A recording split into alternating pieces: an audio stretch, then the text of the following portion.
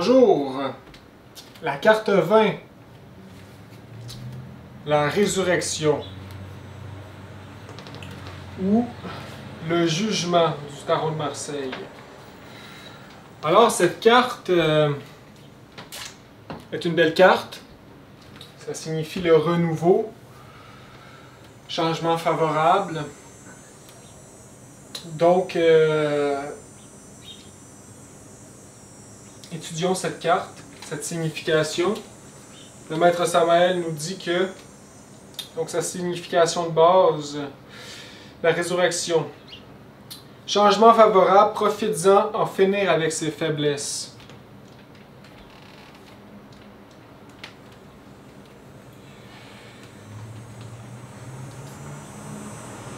Alors, l'axiome, fleur dans le pommier, fruit dans la vigne, moisson d'une semence mûre.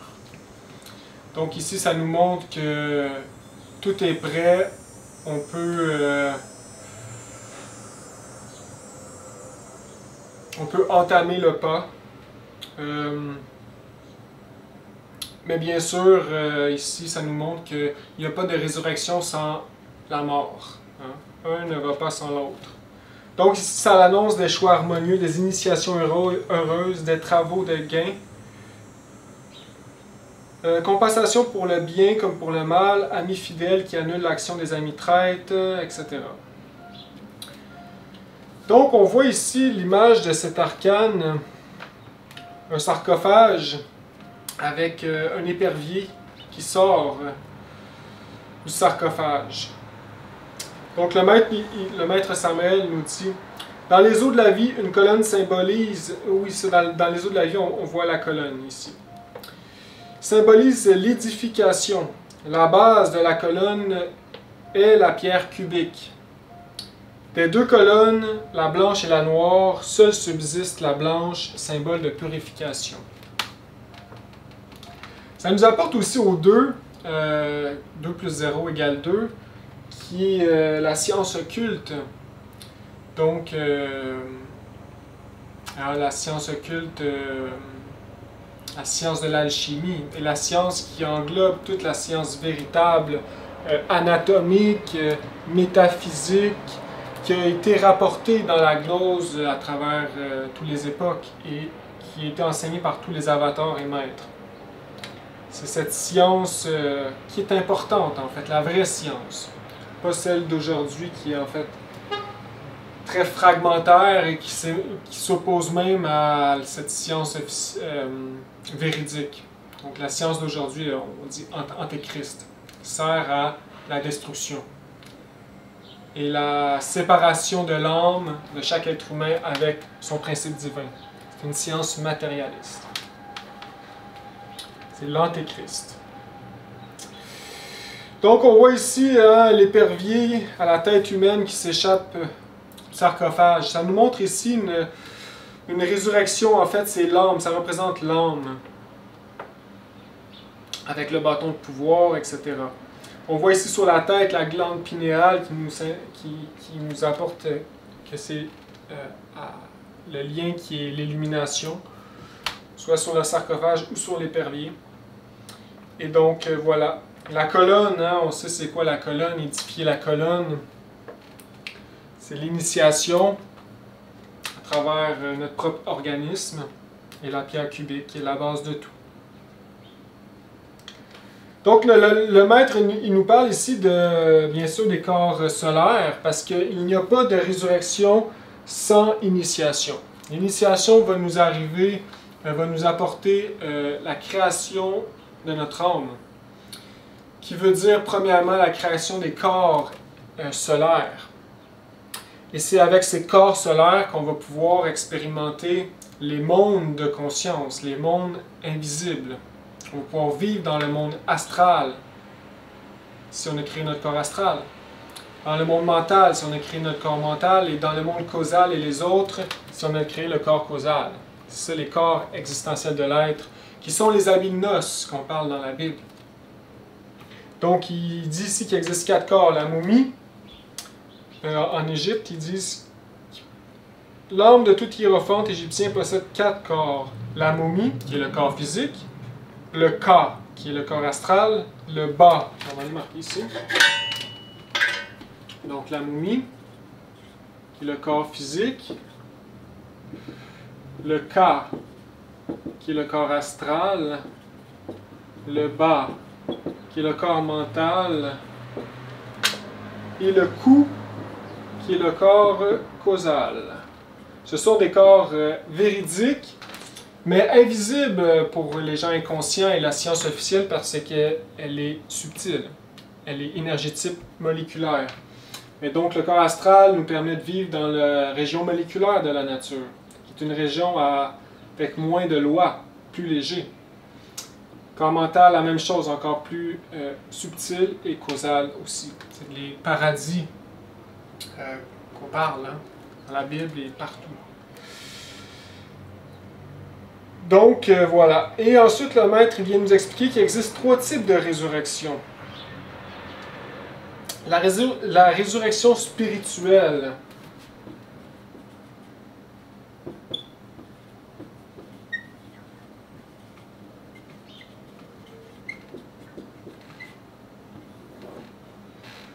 Spirituelle. Donc, la résurrection, en fait, en lien avec la première montagne. Donc, les 7 serpents de feu et les 7 serpents de lumière qui nous apportent à la création de nos 4 corps ici, internes. Qui sont ces 3-là ici des corps spirituels. Ça ici, c'est un corps physique. Les 3 corps spirituels. Ensuite vient la résurrection. Donc, quand on a cette résurrection, eh bien, la mort ne nous affecte plus.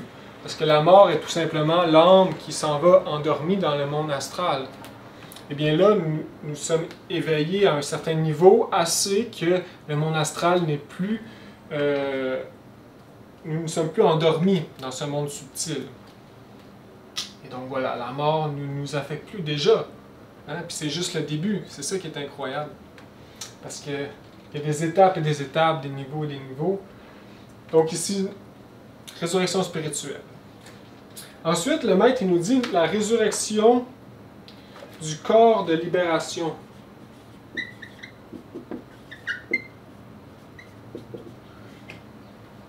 Et pour finir, la résurrection du corps physique. Donc, le corps de libération, c'est dur à expliquer parce qu'il n'en parle pas énormément et pas partout. Et donc, il nous dit ceci.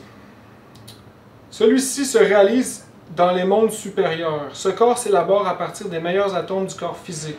C'est un corps de chair qui ne provient pas d'Adam. C'est un corps d'une beauté indescriptible. Avec ce corps paradisiaque, les adeptes peuvent entrer dans le monde physique et y travailler, se rendre visible et tangible à volonté. Donc c'est un peu dur, je ne suis pas 100% sûr de cette information. Donc s'il y a quelqu'un qui sait ou peu importe, vous pouvez me laisser dans la description. Mais de qu'est-ce que je comprends, c'est que le corps de libération, c'est un corps de la deuxième montagne, avec la naissance du Christ et le Christ qui grandit en nous. Donc ce n'est pas les corps supérieurs, c'est quelque chose d'autre. Un corps paradisiaque. Et donc, voilà. Seulement en lien quand le Christ et notre âme grandit ensemble, dans la deuxième montagne. Et le corps physique, c'est réellement la résurrection après la deuxième montagne, le triomphe de la deuxième montagne, qui nous apporte l'élixir de longue vie, hein, qui nous apporte le cadeau de Cupidon, qui est le corps physique éternisé, qu'on garde pour l'infini. Comme le maître il nous dit, hein, c'est un grand rituel. Le maître se présente devant son corps physique dans le Saint-Sépulcre après 3 jours, assisté des maîtres de la loge blanche et d'une congrégation. Ensuite, ce corps est préparé par des sages-femmes avec des huiles et des drogues et préparé ensuite avec un rituel. Hein. Ensuite, le maître ordonne à son corps de se lever du Saint-Sépulcre et ça se passe tout en astral et de sauter sur sa tête afin de rentrer en lui. Le corps physique, en se levant, tombe dans le plan astral ou la quatrième dimension, et en obéissant à l'âme, à son maître, saute dans le corps spirituel du maître et rentre par la glande pinéale et s'intègre en le maître. Donc le maître spiritualise son corps physique. Et avec cet outil, ce véhicule, il peut se rendre visible et vivre parmi nous avec le corps physique avec lequel il a travaillé à la libération de sa conscience. Donc c'est un grand cadeau. Ce corps est éternel, ne peut pas être détruit. C'est un corps qui peut vivre des millions d'années et plus, qui peut être apporté dans le Ein Sof, dans le Ein, dans l'absolu. Il y a beaucoup de maîtres sur Terre qui travaillent pour la Loge Blanche, qui ont des corps de millions d'années. Tantôt des corps de Lémuriens, des corps Atlantes, ou même des corps de notre race actuelle. Et donc, c'est des maîtres, par exemple, Cagliostro, Saint-Germain, etc., qui travaillent pour l'humanité. Et donc, voilà, le corps de la résurrection du corps physique. Mais le maître, il nous dit très clairement que il n'y aurait pas de résurrection sans mort. La mort psychologique est la clé de la résurrection. Il n'y a pas de vie sans mort. Et donc, par cette mort psychologique, on parle de la mort de nos agrégats psychiques, nos défauts, qu'il nous faut combattre à tout moment. Il nous faut nous purifier. Et c'est le travail dans les trois facteurs qui nous apporte cette purification-là. La gnose, enseignée par le maître Samael. Donc, le maître, il nous dit ici, l'hiéroglyphe de cet arcane est la résurrection des morts. Il est nécessaire de bien nous concentrer sur cette question de la résurrection, qui comporte de nombreuses phases, de nombreux aspects. Avant tout, pour qu'il y ait résurrection, il est nécessaire qu'il y ait mort. Sans elle, il n'y a pas de résurrection. Il est nécessaire de comprendre que de la mort surgit la vie. La mort est la couronne de tous. Le sentier de la vie est tracé par les sabots du cheval de la mort. Tout ce qu'il y a dans la vie est sujet à la mort. Il existe dans tout une part de mortalité et une part d'immortalité. Je tiens à vous dire que cette question de mortalité et d'immortalité est très relative. Même Dieu qui est immortel est toutefois à la longue mortel. Il est nécessaire d'analyser ce qu'on entend par Dieu. Dieu est l'armée de la voix, la grande parole. Il est certain que Saint Jean a dit « Au commencement était le Verbe, et le Verbe était avec Dieu, et le Verbe était Dieu. » Dieu est la voix des Elohim, le cœur des maîtres qui donne naissance au Mahamanvantara. Voilà ce qu'est Dieu. Quand vient la nuit du Pralaya, Dieu cesse d'exister pour l'univers. Les Elohim meurent pour l'univers et naissent pour l'absolu. C'est pourquoi l'on peut dire que Dieu meurt lui aussi, après la nuit cosmique, dans la nouvelle aurore du jour cosmique. Ils ressuscitent, ils ressurgissent de l'absolu. Après la nuit cosmique, dans la nouvelle aurore du jour cosmique, il ressurgit de l'absolu. Donc il renaît, il résurrecte. Alors c'est très intéressant ici, comment le maître nous explique. Et pour finir, le maître finit dans ce chapitre à parler de la science de momification, qui on pourrait dire en lien avec le vin aussi, parce que certains, les Égyptiens, avaient une science, ici on parle d'une vraie science objective, métaphysique, qui permettait aux initiés ou à ceux qui cheminent dans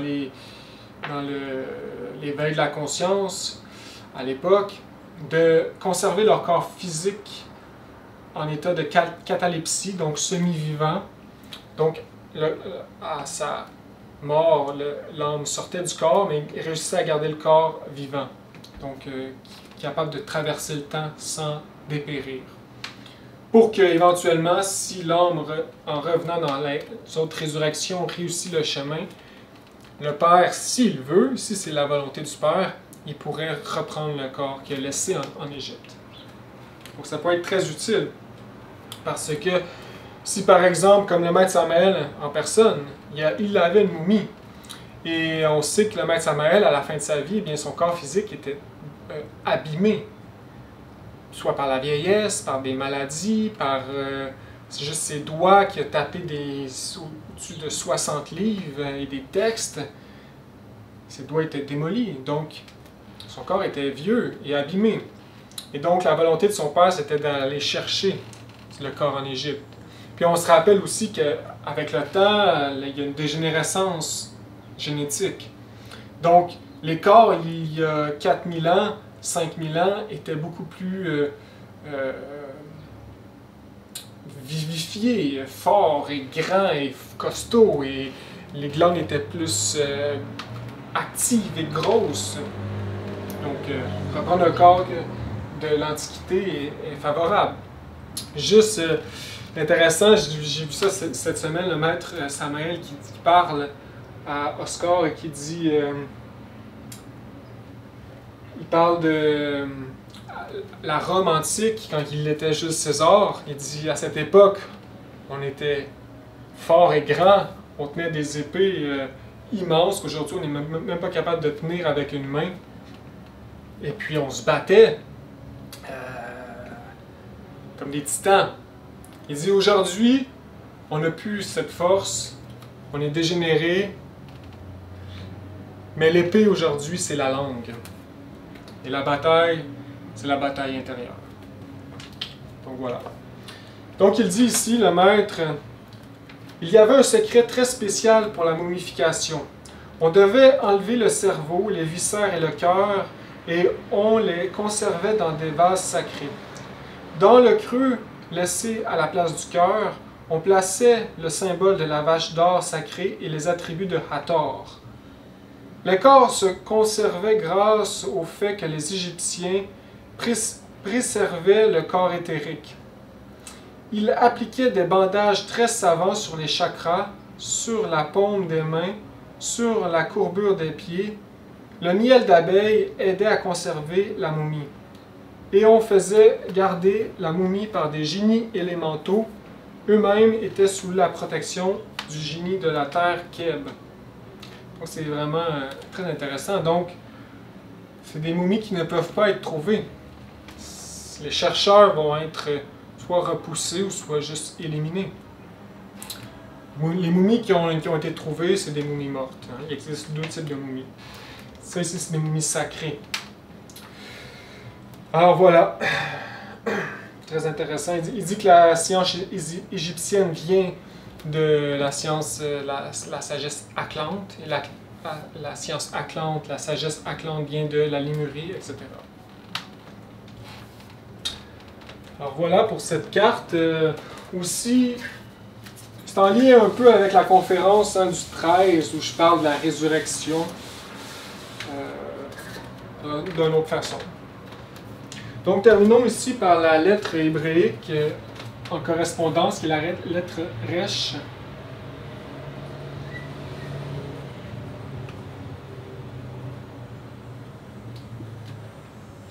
Nombre 200. Donc cette lettre qui s'écrit comme ça ici. Donc cette lettre, c'est une signification très... la signification centrale, c'est la tête. Ça veut dire la tête parce qu'on sait que le mot hébreu roche, qui s'écrit comme ça ici, donc avec le resh, le aleph, ici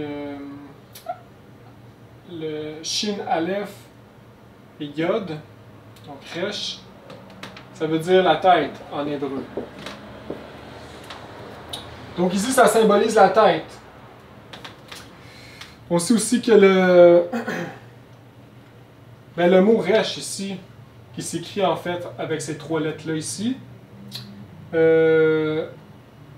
qui on sait, si ça ici c'est la tête, Et ça ici, on sait que c'est l'air, donc l'esprit. Et ça ici, c'est le feu. Donc ça nous apporte à l'illumination dans la tête. Hein? Et à la résurrection finale. Hein? On sait dans la gnose qu'il nous faut régénérer notre cerveau par la transmutation des eaux. Et cette transmutation qui est nourrir le cerveau d'énergie éthérique, de feu, hein? L'éthérique c'est le feu, va purifier le cerveau. Et donc l'illumination est en lien avec la tête. Hein? La libération, parce qu'on sait aussi que la glande pinéale est très importante dans l'ésotérisme. La glande pituitaire aussi. Dans la Kabbale, l'arbre hébraïque, les 3 sphères du haut sont en lien avec la tête. Et des fois en lien aussi avec la couronne. Keter, Hokmah, Bina. L'atome de Keter est dans la racine du nez. L'atome de Hokmah est dans la pituitaire et Bina, la pinéale. Donc ça nous apporte ici vraiment l'illumination, le feu dans la tête. Hein, on dit des fois aussi qu'il faut que le cerveau domine le sexe, etc. Donc il faut séminiser le cerveau et cérébraliser le sexe. Donc voilà, c'est intéressant tout ça ici. On sait que le mot aussi, Bera, qui veut dire création en hébreu, s'écrit avec la première lettre, c'est Resh. Non, la deuxième lettre Resh, première, si je ne me rappelle plus, puis ici Aleph. Donc création, hein, en lien, on le voit ici. Le mot premier aussi, qui commence avec Resh, encore Aleph, Shin, Vav, puis une autre lettre ici. Donc premier encore, c'est en lien, hein? On sait la résurrection. Et il y a un dernier mot qui est Ruach, qui veut dire vent, ou plus précisément esprit. Qui s'écrit tout simplement Resh, Vav et ici, je ne me rappelle plus. Donc bref, ici Ruach, on parle souvent en hébreu de Ruach Elohim, qui est l'être en fait. Ruach qui veut dire l'esprit, hein, l'esprit de Dieu. Elohim c'est Dieu en fait, le verbe. Le homme-femme. Donc voilà, on voit la lettre en lien avec ces mots, ici présents. Alors voilà les amis pour ce nombre 20, la résurrection, qui est une belle carte, positive et significative. Je vous souhaite à tous une résurrection finale, un triomphe, bon travail dans la mort et force à tous. Au revoir.